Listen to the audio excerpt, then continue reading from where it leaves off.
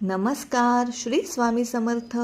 वसुबारस म्हणजे गायी आणि तिच्या वासराची पूजा करण्याचा आणि गायी गुरांबद्दल कृतज्ञता व्यक्त करण्याचा दिवस.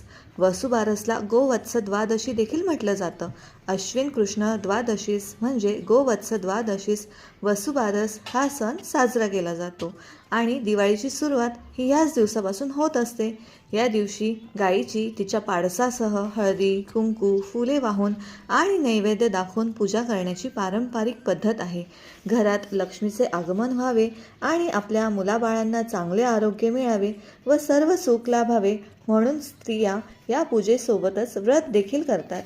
वसुबारस या दिवशी गहू, मूग खात नाहीत. तसेच दूध आणि दुधाचे पदार्थ खाणं देखील टाळलं जातं. या दिवशी ज्यांचा उपवास असतो ते बाजरीची भाकरी आणि गवारीच्या शेंगांची भाजी खाऊन उपवास सोडतात.